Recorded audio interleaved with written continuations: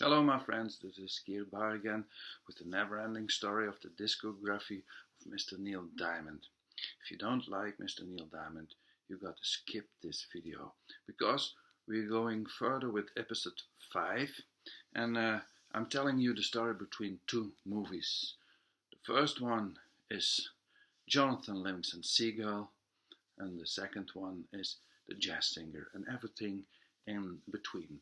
So when Neil Diamond left MCA Records, he got a huge deal and he took a sabbatical. So he was resting a little bit, but there was this book by Richard Bach, and he was making a movie. They were making a movie about with the script of Jonathan Livingston Seagull, and Neil was asked to make the soundtrack, and he did. He made the melodies, and Lee Holdridge made beautiful arrangements about it. I once read in one of the biographs that Neil thought himself as a Beethoven, and Neil and Lee Holdridge was a little bit sad that he had not so much recognition about the fact that he made the score, the arrangements, the real score for the violins and all the other instruments. And Neil put in the here's Lee. Neil put in the melodies and the lyrics. But it's a nice album. It's one of the most sold albums here over in Belgium, I once read. And if you go to a flea market in Belgium, you always find the vinyl, the album of Jonathan Livingston Seagull everywhere. And I once read an article that percentage-wise, Neil Diamond sold the most albums here in Belgium. Percentage-wise, I don't know if I expressed that right. But he never came to Belgium. There were many men who tried to get him here, but it never worked out until 2007. He came for the first time to Antwerp. Yeah, I was there. And since he's coming every time, every tour, so I'm very glad to go in September for the fourth time. There was one song missing on Jonathan Livingston Seagull. Neil had intended for the movie, and it was called Been This Way Before. It's in the spirit of Mr. Richard Bach, and he put it on this album with lots of music, which is quite difficult music. It's not Hum Papa Neil Diamond we know about Song Song Blue or Desiree. No, it's real deep, the lyrics on this one.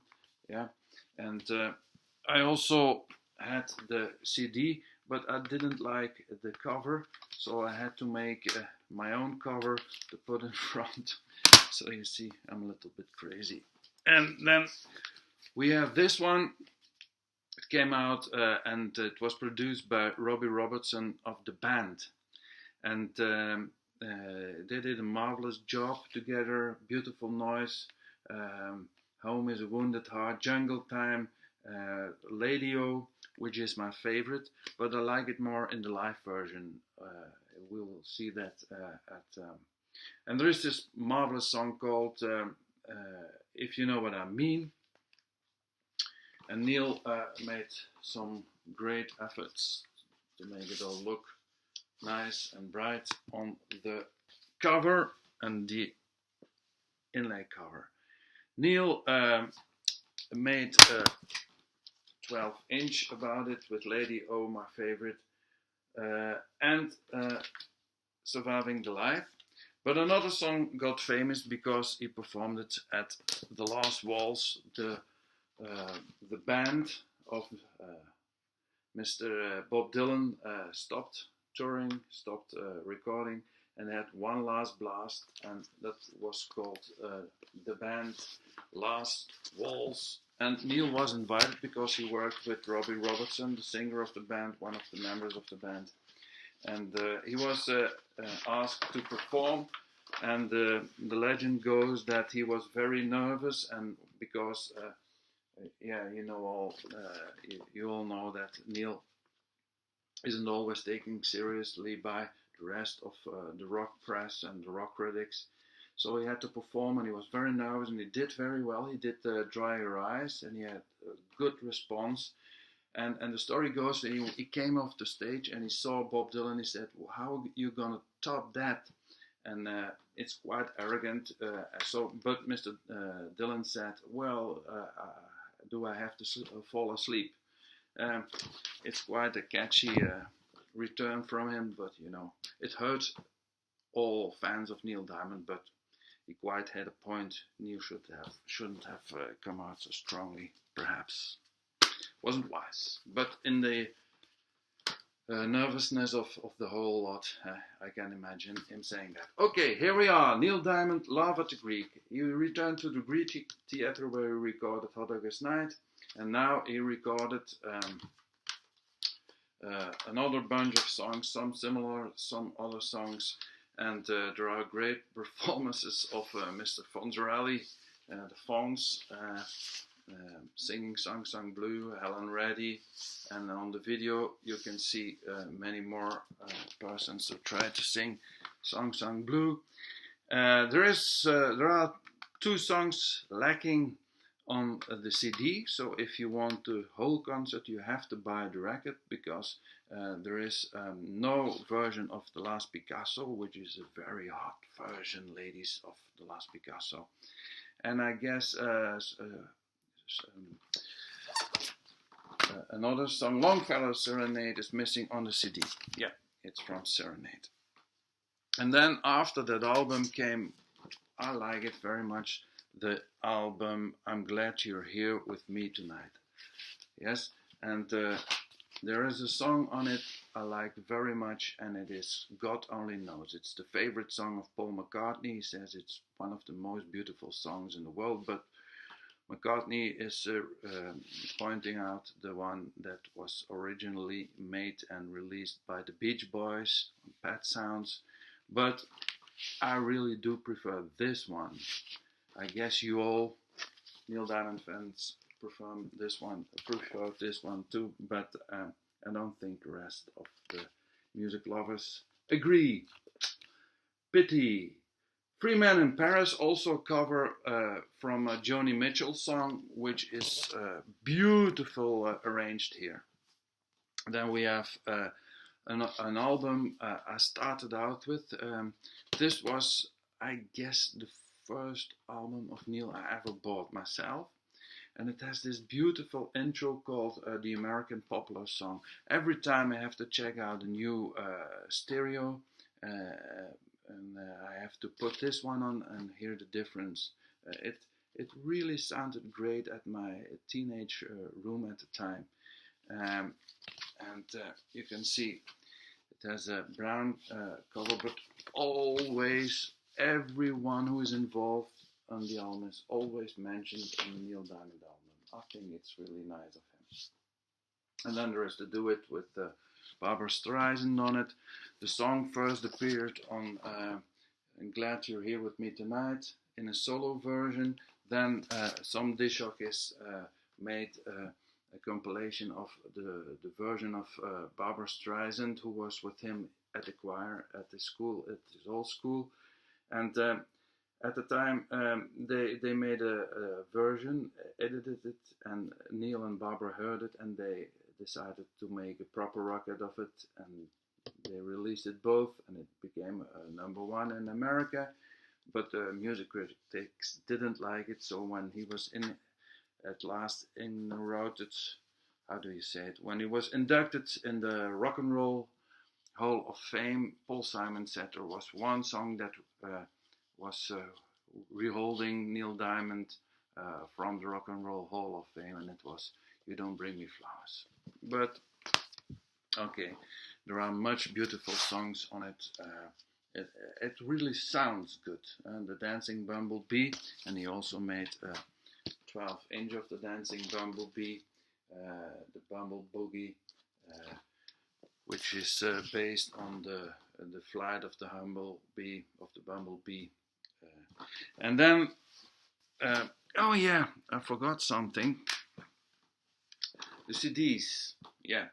About Love of the Greek, there is a video came out about a TV special around Love of the Greek, and there is also a CD version of it, and later on there is also other DVD version of it. I will show it in a later episode, and it's not so official, I guess. It's about a record company called Immortal, and they all do those TV shows and or radio shows and put them on CD. And then Neil went to Australia with the same show as he did at the Greek Theatre and other places, I guess. And it's 1976. So I forgot to show you this one. It's just taken from the DVD, I guess. There's a DVD out, an official DVD. So we have the... You're here with me tonight. Sorry about that. And then there is You Don't Bring Me Flowers. And then after that, there was September Morn, where he worked together with the marvelous French songwriter, composer Gilbert Bécaud. They did together many songs. September Morn was one of them. C'était en septembre. It's always a little bit different when you hear it from Gilbert, not only because it was French, but he did other arrangements, very nice also. And there is That Kind on this one I like very much. Dancing in the Street, and quite a lot of covers. Also his own I'm a Believer. He did a cover of it with steel drum. I didn't like it that much. There's a better cover of his own I'm a Believer later on in the program. Slow version. So we have the CD, and then there was the movie The Jazz Singer. Movie critics didn't like the remake because it was the first spoken movie at the time by Al Johnson, and this time it was Neil Diamond with Laurence Olivier. I have two versions of it, a normal version, and then there's one you can't see it because it's a little bit embossed lettering here, and I think the movie is nice, but I'm a Neil Diamond fan. I guess you like the movie also, but the music is very good. You have these great songs like America, on the boats and on the planes. They're coming to America, Mr. Trump. Perhaps he has to build a wall around the fire. I'm not going into that. Hello, Hey Louise is on it. Beautiful song. Yeah, Hello Again, the hits. The song I liked the most was Love on the Rocks, and every time when Teenage Sweetheart cut it into my heart, I listened to Love on the Rocks. And then we're going to end this episode with a very special album. I bought it from Italy, and it's The Jazz Singer Like This. It's a little bit shiny because it's still wrapped. I didn't take out the record. I bought it for lots of money, but here it is, The Jazz Singer, an all other cover, and it's from an Italian serial, I guess, around film music. I collected it via eBay, I guess. There's lots of Italian on it, and yeah, I'm quite proud to have this one, The Jazz Singer. So I'm gonna end this episode. Next time we go further in the beautiful career of Mr. Neil Diamond with regular albums, and afterwards we're going to compilations, and perhaps we'll have an episode of the tour guides and the DVDs. It's up to you. If you like it, just put your thumb up and there will be more episodes. Bye. See you next time.